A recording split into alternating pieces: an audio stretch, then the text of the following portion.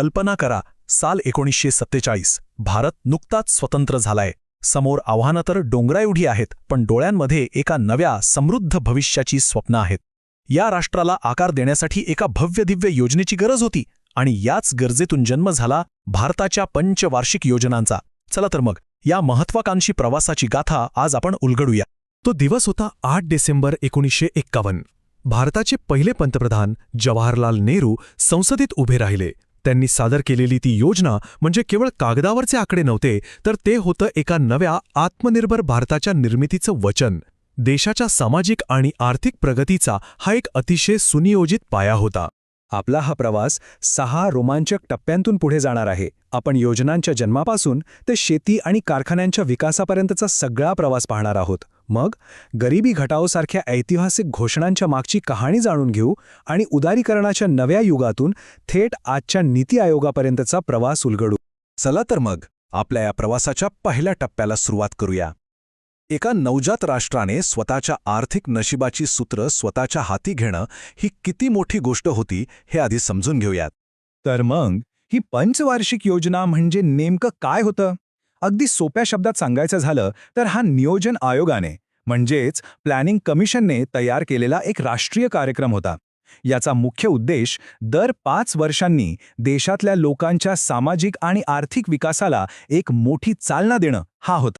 या सगळ्या योजनांची काही समान उद्दिष्टे होती, जसं की औद्योगिक आणि कृषी क्षेत्राचा विकास करणं, एक गतिमान अर्थव्यवस्था तयार करणं, लोकांना स्वावलंबी बनवणं आणि सगळ्यात महत्त्वाचं नवीन रोजगाराच्या संधी निर्माण करणं. हीच ती तत्त्व होती ज्यांनी पुढची अनेक दशकं आपल्या देशाच्या प्रगतीची दिशा ठरवली. आता आपण या कथेच्या पहिल्या पर्वात प्रवेश करत आहोत. स्वतंत्र भारतासमोरचं पहिलं आणि सगळ्यात मोठं आव्हान होतं अन्नधान्याची टंचाई. त्यामुळे पहिल्या योजनेचं संपूर्ण लक्ष शेतीवर केंद्रित करणं गरजेचं होतं, किंबहुना तोच एकमेव पर्याय होता. स्वातंत्र्याच्या वेळी परिस्थिती खरंच खूप गंभीर होती. देशातली बहुसंख्य जनता शेतीवर अवलंबून होती, पण तरीही देश अन्नधान्याच्या प्रचंड मोठ्या तुटवड्याचा सामना करत होता. त्यामुळे कृषी विकासाला प्राधान्य देणं हे देशाच्या अस्तित्वासाठीच आवश्यक होतं. पहिल्या पंचवार्षिक योजनेची 1951 ते 1956 ध्येय अगदी स्पष्ट होती. सर्वाधिक प्राधान्य दिलं गेलं कृषी विकासाला. यासाठी सिंचन व्यवस्था सुधारण्यावर भर दिला आणि त्यातूनच भाखरा नांगल आणि हिराकुंडसारखे भव्य प्रकल्प उभे राहिले. यासोबतच फाळणीमुळे विस्थापित झालेल्यांचं पुनर्वसन करणं हे देखील एक मोठं आव्हान होतं, जे या योजनेत हाताळलं गेलं. आणि या योजनेचे परिणाम ते अपेक्षेपेक्षाही खूप चांगले होते. 2.1% वाढीचं लक्ष ठेवलं होतं, पण प्रत्यक्षात देशाने 3.6% विकास दर गाठला.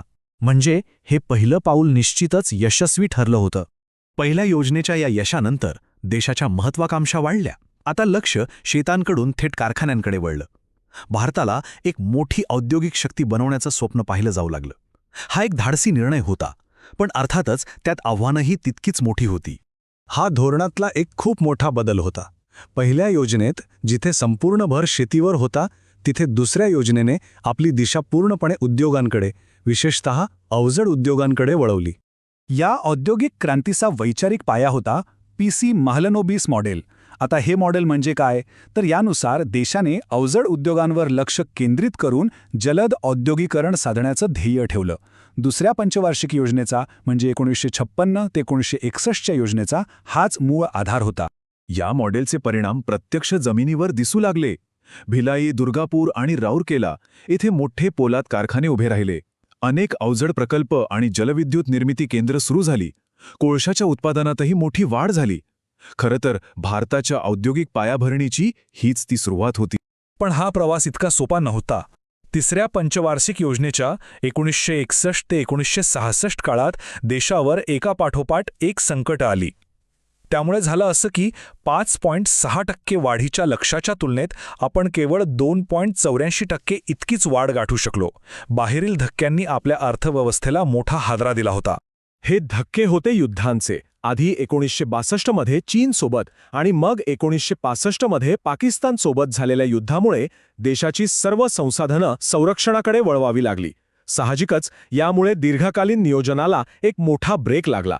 आणि म्हणूनच 1966 ते 1989 या काळाला इतिहासात प्लॅन हॉलिडे म्हणून ओळखलं जातं. या कठीण काळानंतर देशाच्या नियोजनाला एक नवी दिशा मिळाली. राजकीय नेतृत्वात बदल झाले आणि आता थेट गरिबीवर हल्ला करण्याचं ध्येय निश्चित करण्यात आलं. इंदिरा गांधींच्या नेतृत्वाखाली एका नव्या पर्वाला सुरुवात झाली. आणि या नव्या पर्वाची ओळख होती गरिबी हटाओ ही घोषणा. 1971च्या निवडणुकीत दिलेली ही घोषणा फक्त एक राजकीय नारा नव्हता, तर ती देशाच्या नियोजनाची बदललेली दिशा स्पष्टपणे दाखवत होती. आता विकासाच्या केंद्रस्थानी सामान्य गरीब माणूस होता. या घोषणेला कृतीची जोडही मिळाली. 4थ्या आणि 5व्या योजनांमध्ये अनेक मोठे आणि धाडसी निर्णय घेण्यात आले, जसं की 14 मोठ्या भारतीय बँकांचं राष्ट्रीयकरण, ISROची स्थापना आणि खास ग्रामीण भागासाठी बँकांची स्थापना. या सगळ्या पावलांचा एकच उद्देश होता: गरिबी निर्मूलन. आता आपण या कथेच्या शेवटच्या आणि अत्यंत महत्त्वाच्या वळणावर आलो आहोत. 1990चं दशक. या काळात झालेल्या आर्थिक सुधारणांनी भारताचे दरवाजे संपूर्ण जगासाठी खुले केले आणि नियोजनाची दिशा पुन्हा एकदा बदलली. 8व्या योजनेच्या काळात म्हणजे 1992 ते 1997 दरम्यान भारताने एक नवीन आर्थिक धोरण स्वीकारलं. याचे 3 मुख्य स्तंभ होते: उदारीकरण म्हणजेच नियम सोपे करणे, खाजगीकरण म्हणजे सरकारी उद्योगांमध्ये खाजगी क्षेत्राला संधी देणं, आणि जागतिकीकरण म्हणजेच भारतीय अर्थव्यवस्थेला जागतिक अर्थव्यवस्थेशी जोडणं. आणि या आर्थिक सुधारणांचे सकारात्मक परिणाम लवकरच दिसू लागले. 8व्या योजनेत 5.6% लक्ष्यापेक्षा जास्त म्हणजे 6.8% प्रभावी विकास दर आपण गाठला. महत्त्वाचं म्हणजे याच काळात मानवी विकासावरही विशेष भर देण्यात आला होता, ज्यामुळे हे यश अधिक अर्थपूर्ण ठरलं. तर पंचवार्षिक योजनांचा हा 60 वर्षांहून अधिक काळाचा प्रवास आता एका नव्या टप्प्यावर पोहोचला आहे.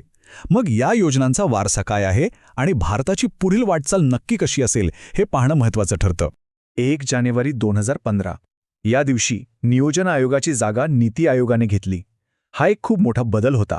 नीती आयोग स्वतः योजना तयार करण्याऐवजी एका थिंक टँकप्रमाणे काम करतो, जो राज्यांच्या सहभागाने देशाच्या विकासासाठी धोरणात्मक सल्ला देतो.